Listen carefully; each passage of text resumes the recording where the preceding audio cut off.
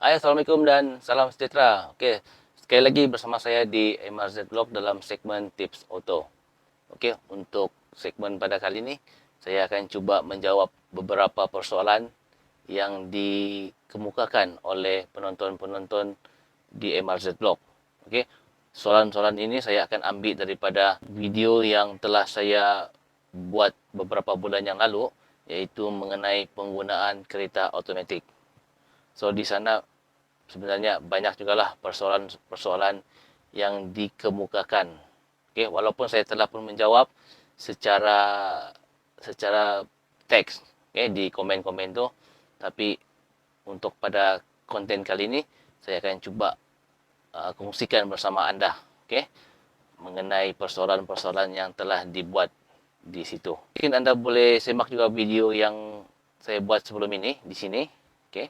Ini link dia mengenai tips penggunaan kereta automatik. Okey, dan kemana-mana teruskan bersama saya selepas ini di MRZ Blog.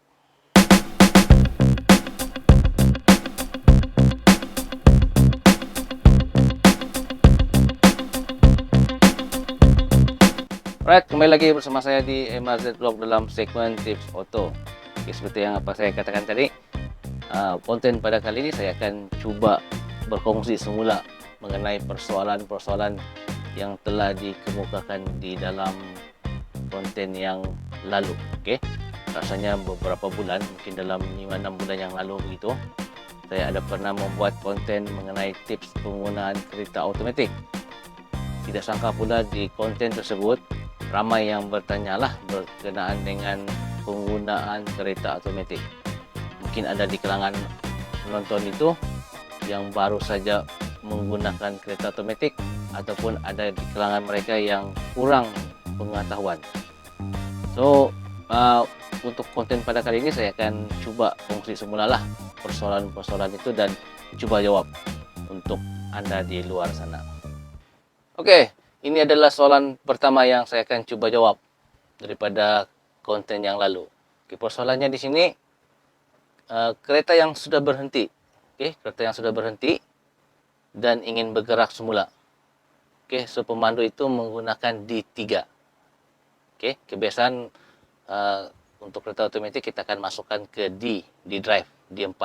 Tapi persoalan di sini dia menggunakan D3 untuk bergerak semula. So, persoalannya boleh atau tidak? So, jawapannya boleh, tidak masalah, tidak merosakkan kereta, tidak mendatangkan masalah pada mana-mana gearbox. Cuma anda harus ingat, okey, maksud D3 itu hanya mencapai maksimum sehingga gear nomor 3. So, kalau D4, dia akan mencapai maksimum sehingga gear 4.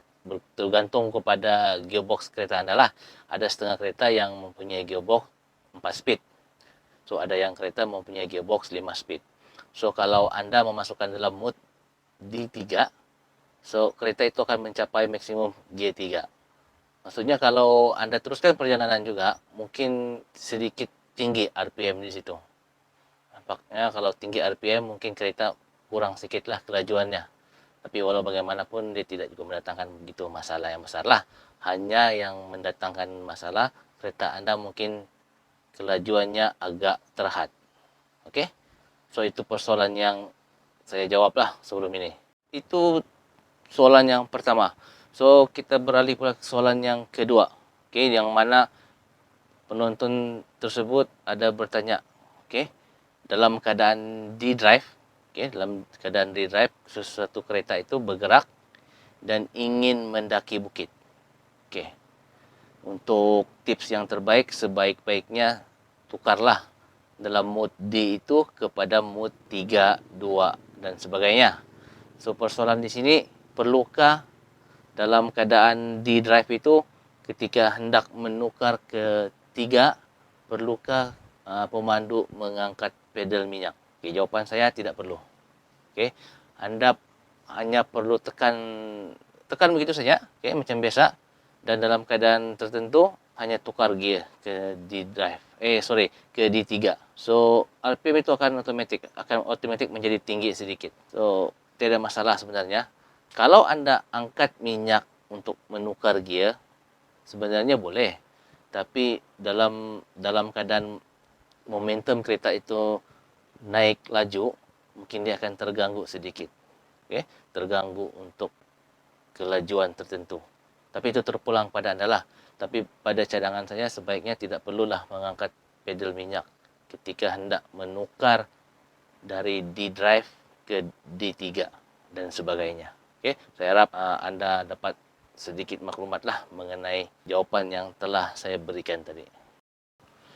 Okey, saya teruskan untuk persoalan yang ketiga. Ada penonton yang bertanya dalam keadaan kereta laju. Okey, dalam keadaan kereta laju, contohnya mungkin dalam 80, 90. So, persoalannya dia cakap, bolehkah saya memotong kereta dengan memasukkan mode ke L? Aduh, itu boleh menjahanamkan gearbox anda. Okey, seperti sedia maklum, untuk mode L itu sebenarnya dia menggunakan gear nomor 1.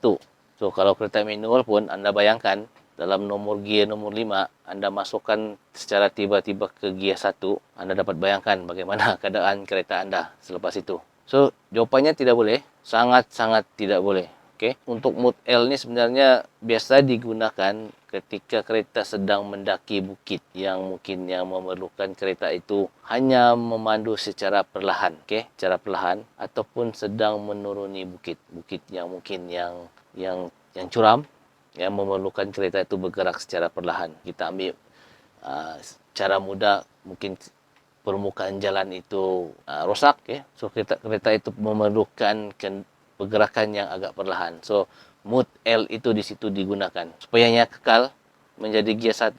So, kereta yang turun ataupun naik itu dapat kuasa penuh.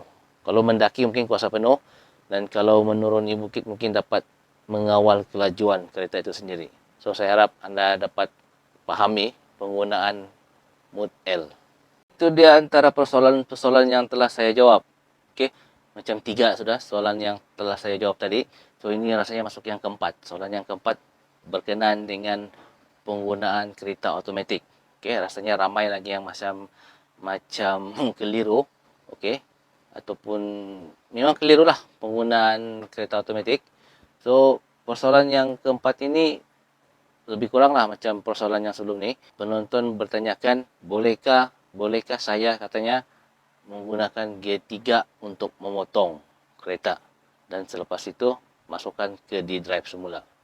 Jawapannya memang boleh. Itulah sebenarnya fungsi fungsi jurutera mencipta D4, D3, D2 dan L. Okey, untuk anda tukar secara manual. Apa tujuannya? Supaya sesuatu kereta itu mendapat respon yang lebih cepat. Kalau anda tunggu dia turun sendiri sebenarnya boleh. Cuma keadaan itu menjadi lambat. Okay. Anda perlu tekan lebih pedal minyak tu dan barulah gear itu turun. Kalau anda ingin cepat respon sebenarnya adalah lebih baik turunkan sendiri D4 ke D3 untuk memotong. Seperti yang saya katakan sebelum inilah di video yang sebelum ini. So, jawapannya tidak masalah, boleh. Okay. Bergantung kepada keadaan anda lah. Okay. Yang penting jarak selamat untuk memotong. Untuk persoalan seterusnya, penonton bertanyakan saya. Okey, soalannya, bolehkah saya menggunakan mode D ketika mendaki bukit tanpa menukar apa-apa mode? Okey, maksudnya daripada permulaan dia mendaki itu sehingga habislah maksudnya ni kan. So, dia hanya menggunakan mode D drive. Okay, jawapannya tidak masalah, boleh sebenarnya. Sebab dia kereta automatik kan. Bila dia dalam D drive tu, dia akan turun sendiri, naik sendiri gear tu. Bergantung kepada berapa persen pedal minyak yang anda tekan. So, makin anda tekan lebih, mungkin dia akan turun, kan? Dan akan naik semula. Jawapannya tidak masalah. Tetapi, untuk seperti yang saya katakan sebelum ini, untuk menstabilkan dan mendapat momentum yang lebih baik sebenarnya, gunakanlah mood yang telah diberikan. Okey, anda bayangkan kalau anda menggunakan D-drive untuk naik bukit dan melayani seleko-seleko, kan? So, gear itu akan turun, naik. Dan di situ anda akan dapat mendengar deruman enjin. Sekejap tinggi, sekejap perlahan. Tidak stabil lah. Sekejap bertukar gear 3, sekejap pergi 4, sekejap lagi pergi 2, pergi 3, kan? So, kalau anda menggunakan secara D3 ataupun D2, dia dapat stabilkan tu lah kalau momentum kereta tu. Okey. Tapi anda perlu pandai memilih keadaan lah. Sama seperti penggunaan kereta manual juga. So di situ anda boleh agak lah. Kalau macam sudah RPM tinggi, tukarlah kan. Tukar ke gear seterusnya. Dan jika RPM menjadi rendah, turunkan gear semula. Jadi di situ banyak membantulah untuk kereta lebih stabil ketika mendaki bukit. Okey, ataupun dalam arti kata mudahnya, momentum itu kereta tu dapat laju lah daripada menggunakan D-drive. Sebenarnya boleh beza tu, nampak beza. Dua buah kereta sedang mendaki bukit, satu menggunakan mood D-drive, satu menggunakan macam manual, tapi dua-dua auto. So nampak beza di situ. Mana yang lebih pantas mendaki bukit, mana yang lebih perlahan. Sudah pastinya yang pantas itu yang menggunakan mood secara manual. Okey? Sebab apa dia lebih pantas? Sebab penggunaan gear itu yang betul. Kalau di drive, anda terpaksa melayan macam kura-kura. Okey? Saya harap anda dapat sedikit info mengenai penggunaan di drive tadi. Walau bagaimanapun anda harus ambil maklum berkenaan dengan kereta automatik ini. Kenapa? Ramai yang bertanyakan saya. Dia cakap, saya punya kereta automatik. Tapi dalam pilihan-pilihan gear itu, hanya ada P, R, D, dan L. Tidak ada pula dia cakap nomor 3, nomor 2 seperti yang saya katakan sebelum ini. Okey, untuk makluman anda sebenarnya, di zaman-zaman sekarang ni, sebenarnya kereta automatik banyak pilihan. Okey, ada yang juru-juru teraknya menghasilkan nomor 3, nomor 2, nomor 1 ataupun L.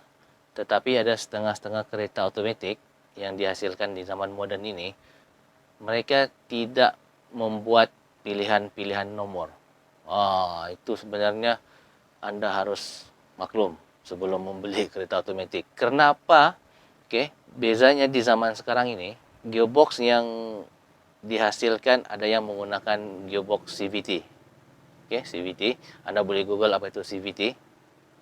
Dan ada yang gearbox masih menggunakan sistem lama. Okey, sistem lama itu yang macam biasalah yang ada pilihan-pilihan number. So di situ anda boleh buat pilihan ketika mendaki bukit ataupun sedang memotong. Tetapi kalau yang setengah gearbox, contohnya CVT, ianya tidak menggunakan pilihan-pilihan number. So yang itu agak bermasalah sebenarnya untuk mendaki bukit. Okey, yang tidak mempunyai pilihan-pilihan nomor. Mungkin kamu boleh semak di sini. Okey, gambar ni saya cuba tunjukkan bezanya dengan gearbox yang ada pilihan nomor dan yang tidak ada pilihan nomor. So, itulah ada yang antara penonton-penonton saya di MRZ Vlog bertanyakan tentang isu ini. So, itu sebenarnya anda tidak boleh buat apa-apalah kalau kereta anda mempunyai mood yang tidak mempunyai nomor-nomor itu. Walaupun kereta automatik ianya dicipta secara automatik menukar gear sama ada di jalan rata ataupun mendaki bukit. Tapi anda harus ambil maklum, ambil berat satu perkara yang sangat penting, iaitu di dalam gearbox, tidak kisahlah gearbox automatik ataupun gearbox manual. Tapi kita highlight untuk gearbox automatik lah sebab perbincangan pada kali ini berkenaan dengan gearbox automatik. So, apa yang anda harus maklum, ambil berat, di dalam gearbox itu terdapat satu bendalir. Bendalir orang panggil paling senang secara bahasa ringkasnya minyak gearbox. Minyak gearbox ataupun ATF. ATF lah namanya. So, apa yang anda harus tahu, setiap pergerakan gearbox kan disejukkan menggunakan ATF ataupun minyak gearbox tadi. So, kalau anda mendaki bukit contohnya, harus ingatlah, jangan terlalu layan gear yang anda pilih itu. Contoh anda masukkan gear 3, layanlah gear 3 tu habis-habis, sehabis-habisnya, tekan sehabis-habisnya. Anda harus ambil maklum di situ. Kalau anda melebihi had sebenarnya, minyak tadi boleh menjadi panas. Apa kesannya jika minyak tadi menjadi panas? Respon gearbox anda menurun. Menurun maksudnya kadar pertukaran automatik itu menjadi lambat responnya. Sebab apa? Minyak tadi telah pun panas. Itu Anda harus maklumlah. So, sama juga lah dengan macam kereta manual. Dia juga menggunakan minyak gearbox. Cuma warnanya berbeza dan kelikatannya itu berbeza. Kalau minyak gearbox automatic, dia warna merah. Kalau gearbox manual rasanya macam warna hijau. Hijau atau kuning, gitulah. So, itu fungsi minyak tu sebenarnya menyejukkan gearbox. Apa yang disejukkan adalah gigi-gigi, okey? Gigi-gigi transmission di dalam gearbox itu tadi. Kalau dia telah menjadi panas, respon untuk kereta itu tadi akan menurun. Anda harus ambil maklumlah berkenaan dengan ATF tadi. Okey, tapi walau bagaimanapun, okey, ada satu cara lagi. Kalau Anda jenis yang suka mendaki bukit ataupun berjalan jauh, Anda sebenarnya boleh menaik taraf lah untuk pasang ATF cooling. ATF cooling ini ada dijual di kedai-kedai aksesori, di kedai-kedai aksesori kereta. So Anda boleh pasang. Tujuannya adalah menyejukkan minyak tadi. Okey, itu mungkin akan datang saya akan bincangkan apa itu ATF cooling yang digunakan ke atas kereta automatik. Okey, saya tidak akan bincangkan di sini. Nanti Anda pening semua. So insyaAllah mungkin itu saya akan bincang ke topik-topik seterusnya dia akan datanglah. Apa itu ATF cooling. Tapi mungkin Anda boleh Google apa itu ATF cooling untuk persediaan awal ataupun informasi Anda sendiri. Okey, apa itu ATF cooling. So itu dia antara persoalan-persoalan yang telah saya jawab, okey, daripada konten sebelum ini. Kalau ada yang terlepas pandang, mungkin Anda boleh komen di bawah ni, okey. Tanyakan saja soalan tu, insya-Allah mungkin saya akan cuba bantu jawab semampu yang boleh, okey. Kalau salah mungkin dulu boleh ditunjukkan ajar, tapi kalau selagi saya mampu jawab, saya boleh jawab, okey. Berkenaan dengan tips penggunaan kereta automatik. Seperti biasalah, kalau Anda baru saja mengikuti channel ini di MRZ Vlog, kalau Anda suka channel ini, jangan lupa subscribe, like and share, dan aktifkan button loceng. Okay? Klik button loceng tu supaya Anda tidak ketinggalan daripada MRZ Vlog berkenaan dengan tips-tips auto. Berbalik kepada perbincangan kita mengenai penggunaan kereta automatik tadi, okay, seperti biasalah apa yang saya cuba sampaikan, penggunaan kereta automatik ini sebenarnya lebih kurang macam kereta manual lah juga. Cuma bezanya ianya sistem gear itu bertukar sendiri dalam keadaan dari bermulanya kereta itu bergerak sehingga ke destinasi, ianya akan bertukar secara automatik. Sama ada tukar ke gear tinggi ataupun tukar ke gear rendah. Okey. Tapi walau bagaimanapun, seperti yang apa saya katakan sebelum ini, Anda boleh membuat pilihan secara manual. Okey. Pilihan secara manual untuk kereta automatik tadi. Okey, sebagai contoh, saya ulang baliklah. Sebagai contoh, ketika Anda ingin memotong kenderaan di hadapan, okey, sebenarnya Anda boleh membuat pilihan gear yang rendah lah, daripada D4 ke gear D3, okey, untuk memotong. Dan apabila telah dalam keadaan memotong tu, Anda masukkan ke semula ke D4 untuk kelajuan yang maksimum. Dan selain itu juga, Anda boleh gunakan untuk mendaki bukit dan menuruni bukit. Okay? Kalau di Sabah ni, seperti yang Anda sedia maklum, jalan yang sangat terkenal dengan ketinggiannya adalah jalan laluan Kimanis Kiningau. So, saya pasti ramai di kalangan Anda telah pernah melalui jalan tersebut. So itu merupakan jalan yang sangat mencabarlah untuk di negeri Sabah ini sendiri. Mungkin kalau di luar daripada Sabah ni mungkin banyak juga, okey. Macam di Semenanjung banyak saya tengok jalan-jalan yang agak mencabar. So itulah gunanya pilihan-pilihan automatik digunakan secara manual tadi. Tujuannya adalah memberi respon yang lebih cepat, okey, untuk kenderaan Anda. Dan kalau untuk menuruni bukit, dia sebenarnya membantu untuk memperlahankan kenderaan Anda. Okay, sama macam kereta manual, kan? Kalau bayangkan kalau Anda menuruni bukit, Anda tidak menggunakan pilihan D3 ataupun D2. Anda hanya masukkan D4. Kereta Anda itu akan meluncur selaju-lajunya. Okay? Dan apabila memerlukan keadaan memperlahankan kenderaan, Anda menekan brake. Tapi untuk itu, brake tidak mampu menampung sebenarnya 100% untuk memperlahankan kenderaan Anda. Melainkan, Anda menurunkan gear, okay? Menurunkan gear supaya kelajuan itu boleh dikawal. Mungkin dalam 30%, 40% dikawal oleh enjin tadi. So, brake Anda mungkin kuranglah sikit panasnya. So, rasanya Sampai di sini saja untuk tips auto saya pada kali ini. Untuk konten-konten akan datang, insya Allah saya akan coba bincangkan lagi bersama Anda, okay, di MRZ Vlog di segmen tips auto. Mungkin kalau ada yang termiss berkenaan dengan perbincangan pada kali ini, Anda boleh komen lah di bawah nih. Kita kongsi bersama. Apa yang kita boleh kongsi, kita kongsi. Apa yang kita boleh jawab, kita jawab. Mungkin di kalangan penonton ini ada juga yang berpengalaman. Okay, mungkin Anda boleh berkongsi di bawah kepada penonton-penonton lain. So, tidak semestinya kan saya yang berkongsi, kita buat perbincangan. Okay?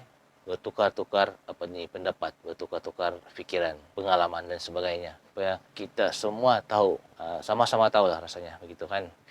Sekali lagi, pada Anda yang baru saja mengikuti saya di MRZ Vlog, kalau Anda suka dengan channel ini, bolehlah subscribe, like and share, dan aktifkan button lonceng. Sampai jumpa lagi untuk konten-konten akan datang. Assalamualaikum dan salam sejahtera. Jumpa lagi. Bye-bye.